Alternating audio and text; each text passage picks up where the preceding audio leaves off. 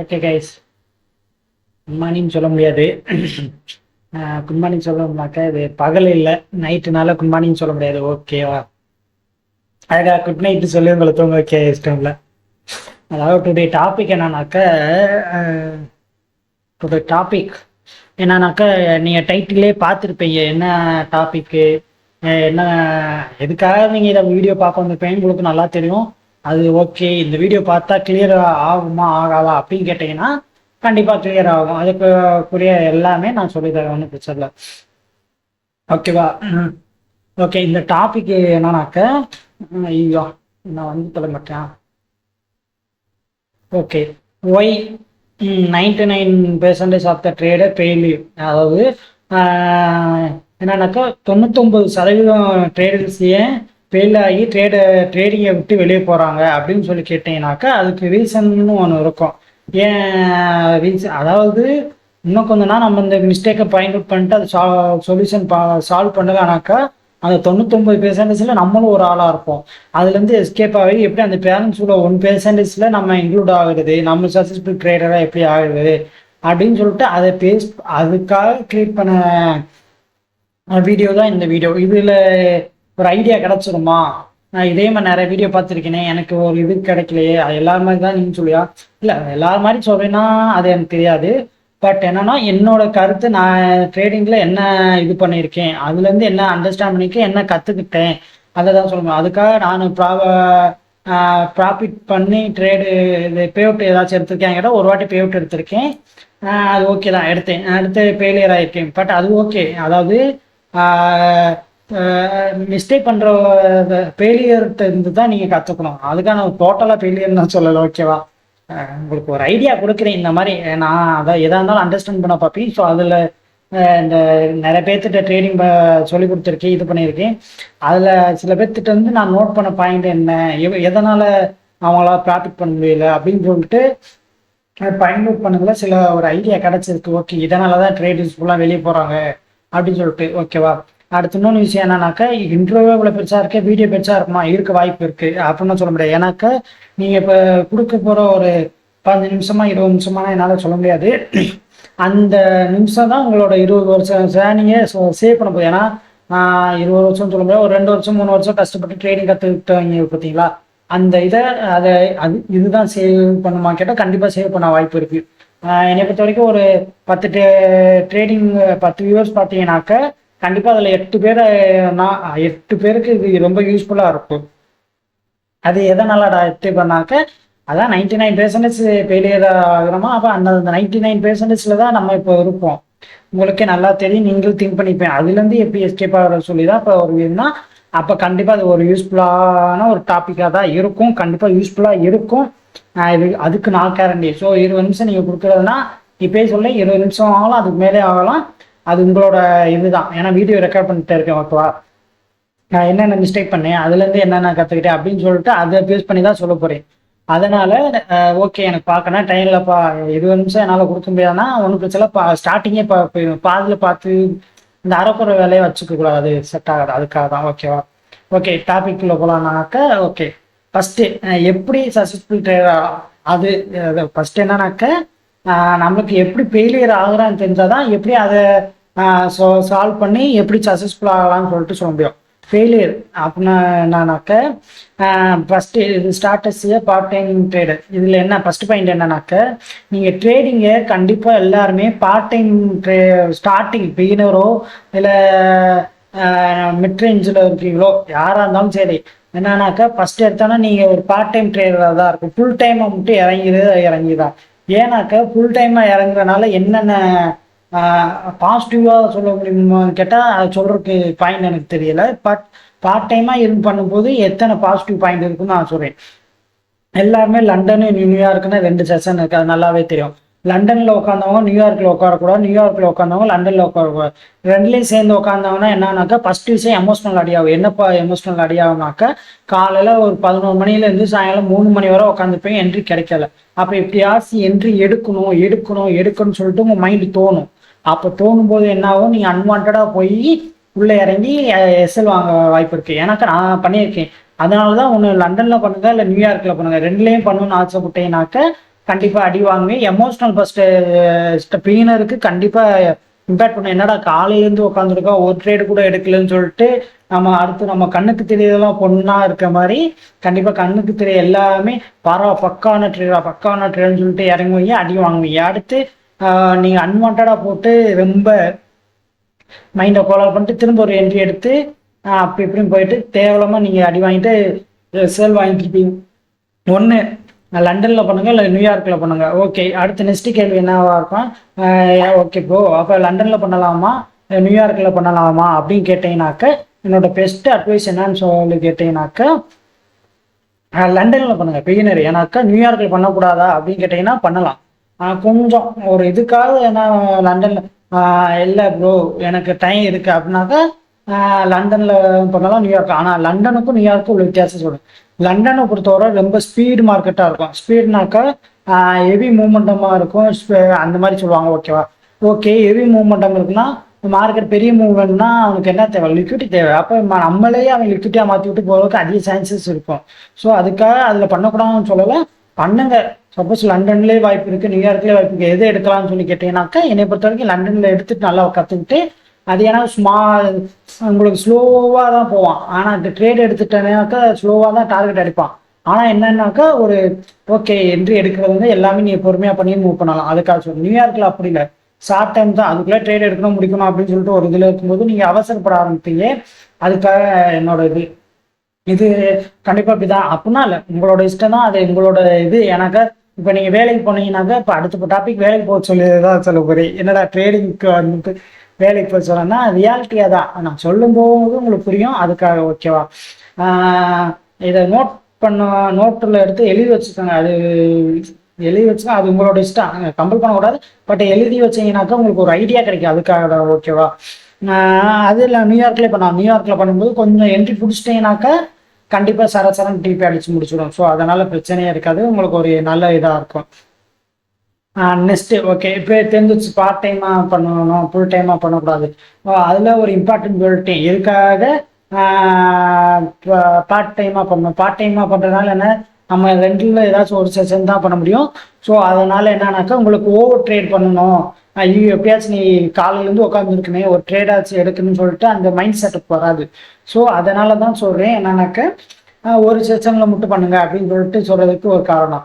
இன்னொன்று காரணம் என்னன்னாக்க ஃபுல் டைமாக உட்காந்தீங்கன்னாக்கா உங்களுக்கு சைடு இன்கம்னாக்கா நாளைக்கு செலவுக்கு இல்லை அடுத்த நாள் செலவு, ஒரு எமர்ஜென்சி, இல்லை ஒரு அக்கௌண்ட் வாங்கணும், அது வாங்கணும், இது வாங்கணும், ஏதாச்சும் ஒரு தேவை வரும்போது அப்போ உங்கள்கிட்ட மணி இருக்காது. அப்போ மணி இல்லைன்னா என்ன ஆகும்? எப்படியாச்சும் ட்ரேடிங்கில் வேகமாக பே அவுட் எடுக்கணும், ப்ராஃபிட் எடுத்து பே அவுட் எடுத்துட்டு நம்மளுக்கு தேவையானதை வாங்கணும் அப்படின்னு சொல்லிட்டு உங்களோட மூளை செட்டப்பை பற்றி யோசிக்காமல் பே அவுட்டை பற்றி யோசிக்கும் போது நீங்கள் அன்வான்டாக தேவையில்லாமல் உள்ளே போய் இறங்கி அடி வாங்குவீங்க. அந்த அடியை அவாய்ட் பண்ணணும்னாக்கா ஒரு பெஸ்ட் ஆப்ஷன் என்னன்னாக்கா அதுதான். ஓகேவா? பார்ட் டைமாக பண்ணும்போது உங்களுக்கு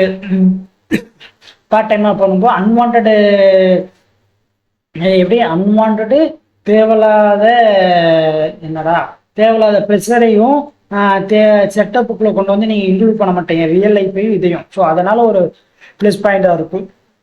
அதுக்காக சொல்கிறேன். Next side income. எதுக்காக சைடு இன்கம் இம்பார்ட்டன்ட் சொல்லிட்டு நீங்கள்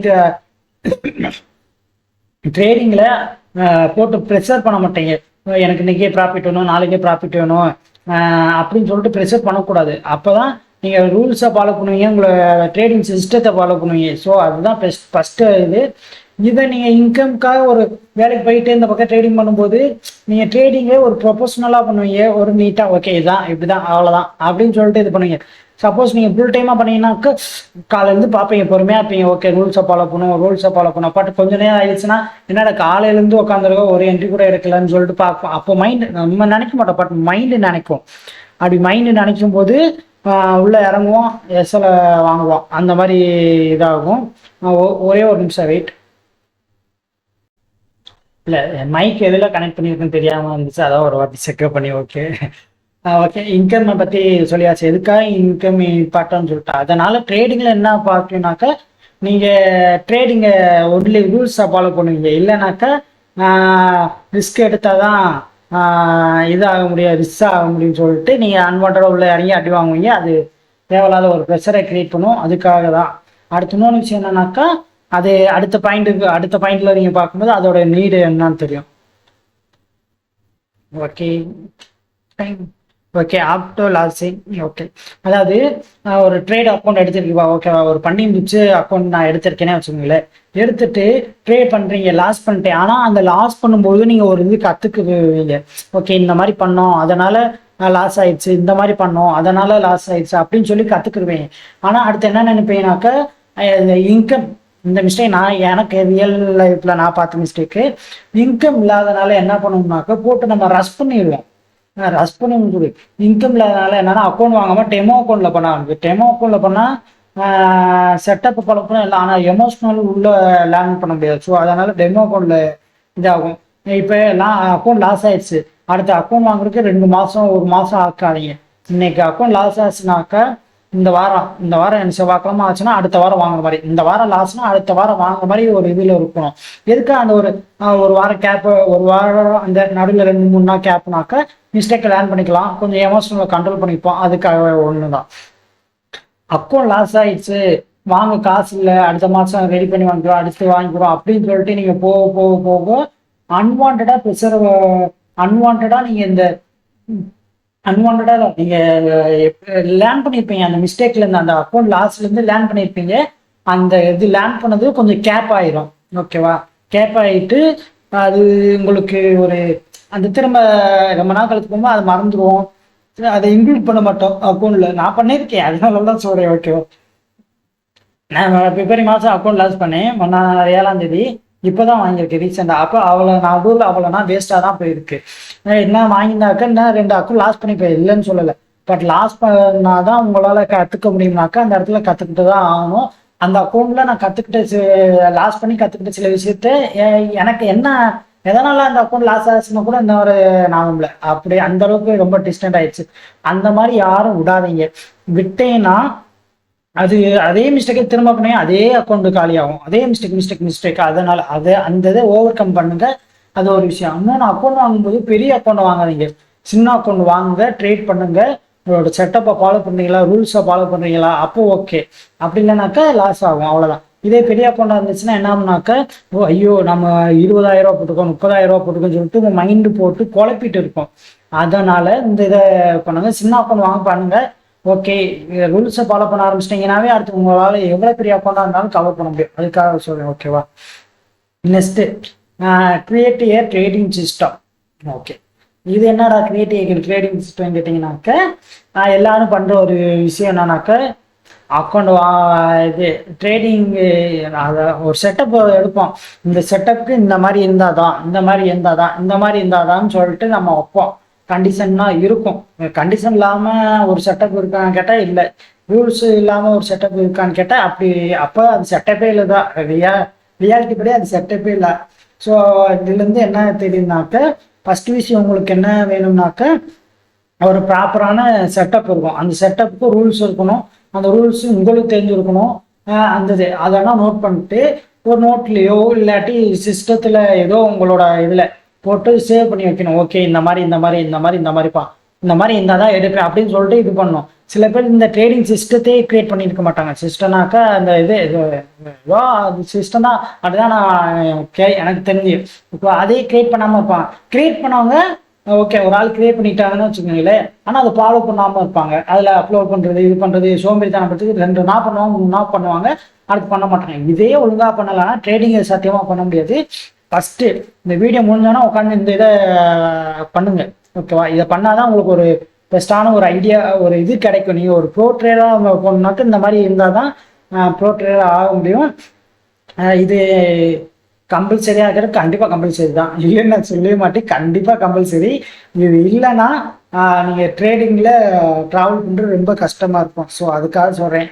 ஓகேவா, ட்ரேடிங் தான். அடுத்து கிரியேட் பண்ணுறது முக்கியம் இல்லை, கிரியேட் பண்ணதை ஃபாலோ பண்ணணும். 1 மாதம் ஒரு செட்டப்பு, எந்த செட்டப் எடுக்கிறீங்களோ அதெல்லாம் தேவை. அந்த செட்டப்பை 1 மாதம் அது மட்டுமே பண்ணுங்க, பண்ணி ரிசல்ட் வாங்க. 1 மாதம் பண்ணாதான் ரிசல்ட் கிடைக்கும்.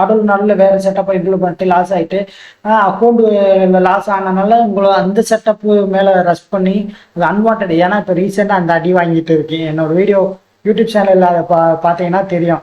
நல்லா தான் போவேன். என்னோட செட்டப் பண்ணனா நல்ல ப்ராஃபிட் வரும். இன்னைக்கு என்ன சும்மா இருந்தீங்கன்னா கேட்டீங்கன்னா, ஆனால் செட்டப்புக்கு ஒரு என்ட்ரி எடுக்கிறதுக்குள்ள யோசிச்சேன். பட் என்ட்ரி எடுக்க முடியல. சர சர சன டிபி போயிட்டேன். அடுத்து வேற செட்டப் உள்ள இறங்கி போய் இப்போ பிரேக் இவன்ல ஓகே, அது தப்பு இல்லை, பிரேக் இவன் தானே, அதனால தப்பு இல்லை ஓகேவா. பிரேக் இவன் வாங்கினேன். பட் ப்ராப்பரான ஒரு செட்டப், நல்ல செட்டப் தான், இல்லைன்னு சொல்ல முடியாது. ஆனால் அவுட் ஆஃப் சீசன் போயிடுச்சு. அப்படியே க்ளோஸ் பண்ணிடுவோம். க்ளோஸ் பண்ணாலும் பார்த்தா பிரேக் இவன்ல தான் அடிச்சிச்சு. எதுவும் சொல்ற மாதிரி இல்லை. ஓகே தான். ஓகே, ட்ரேடிங் சிஸ்டம்னு ஒன்று கிரியேட் பண்ணிக்க. அதுதான் பெஸ்ட்டு. அது இருந்தால் தான் உங்களால் ட்ரேட் பண்ண முடியும், ரூல்ஸை ஃபாலோ பண்ண முடியும். பண்ணுங்க, இல்லைன்னா லாஸ்ட் பண்ணுவீங்க. லாஸ்ட் வரை கற்றுக்கிட்டே இருக்க வேண்டியதான், ஏர்ன் பண்ண முடியாது. செகண்டு, இதுதான் ரொம்ப இம்பார்ட்டண்டான ஒரு விஷயம். ஒன்று, மென்டார். மென்டார்னா உங்களுக்கு நல்லாவே தெரிஞ்சுக்கணும், தெரியாமனா இல்லை. இல்லாட்டி சேம் கான்செப்ட் தெரிஞ்ச ஒரு நீங்களே ஒரு குரூப்பை கிரியேட் பண்ணுங்க. அப்படி இல்லைனாக்கா யூடியூப்பை கிரியேட் பண்ணுங்க. அப்படி இல்லைனாக்கா இன்ஸ்டாகிராம் ஐடி கிரியேட் பண்ணுங்க. என்னடா இதுனா எதுக்குடா அப்படின்னு கேட்டீங்கன்னா வச்சுங்களே, நீங்க தனியா ட்ரேட் பண்றதுக்கும் ஒரு குரூப்போட ட்ரேட் பண்ணும்போது நீங்க உங்களோட ரூல்ஸை ஃபாலோ பண்ணுவீங்க. அன்வான்டா என்ட்ரி போக மாட்டீங்க. அவங்கள்ட்ட சொல்லணும். இப்போ உங்களுக்கு புரிய மாதிரி சொல்லணும்னா வச்சுக்கோங்க, இப்போ நான் ஒரு மெண்டாரில் இருக்கேன்னு வச்சுக்கோங்களேன், நான் என்ட்ரி எடுக்கிறது, எஸ்எல் வாங்குறது, வின்னிங் ட்ரேடு, இந்த இந்த மூணையுமே நான் அப்லோட் பண்ணுவேன். இதனால் என்ட்ரி எடுத்து, இதனால் இது போச்சு, ஸ்டாப் லாஸ் அடிச்சதுன்னா அதையும் போடுவேன். இது போடுவேன், இந்த ரூல்ஸ் இருந்துச்சு அதனால் எடுத்து அப்படின்னு சொல்லி போடும்போது நீங்கள் உங்களோட ரூல்ஸை ஃபாலோ பண்ணுவீங்க. அதுக்காக நான் சொல்கிறேன் ஓகேவா. அது மெண்டாரில். இன்னொன்று குரூப் ட்ரேடிங்னாக்கா ஒரு 5-6 பேர் சேர்ந்து டீமாக சேர்ந்து உட்காந்து ட்ரேட் பண்ணுறது. ஓகே, அப்படி பண்ணும்போது என்னடா ஆகுன்னு கேட்டிங்கனாக்கா, இப்போ நீங்களும் உங்கள் ஃப்ரெண்டும் அது சேம் கான்செப்ட் கற்றுக் கொடுக்கணும். வேறு கான்செப்டில் உட்காந்தீங்கன்னா அது உங்களுக்கு திருப்பு முனையாக ஆகி போயிடும், உங்களோட ட்ரேடிங் குழப்பமே ஆகி போயிடும். சேம் கான்செப்டில் நீங்கள் வச்சுக்கிட்டு இது பண்ணும்போது என்ன ஆகும்னாக்கா, நீங்கள் ஏதோ ஒரு ட்ரேட் எடுக்கிறீங்க, நம்பி அதாவது உங்களுக்கு இதுக்கு எக்ஸாம்பிள் சொல்லணும்னாக்கா, அந்த மெண்டாருக்கும் இந்த குரூப்புக்கும் சேர்த்து ஒரு எக்ஸாம்பிள் என்னன்னாக்கா, நீங்கள் நைட்டு 12 மணியை போல் ஒரு சும்மா ரொம்ப டெரராக இருக்க இடத்துக்கு நடந்து போகிறீங்க. தனியாக போகிறதுக்கும் கூட ஒரு ஆள் வர்றதுக்கும் என்ன வித்தியாசம்னு கேட்டிங்கனாக்கா, அவனை பொறுத்த வரைக்கும் நம்ம ஃப்ரெண்டு இருக்கான், அவன் என்ன வச்சுக்கா, நம்ம ஃப்ரெண்டு இருக்காங்க, மாற்றி ஒரு நம்பிக்கையை வச்சுக்கிட்டு ஆனால் நம்ம போக வேண்டிய இடத்துக்கு போயிடும். அதே மாதிரி ப்ராஃபிட் எடுத்துருவோம்.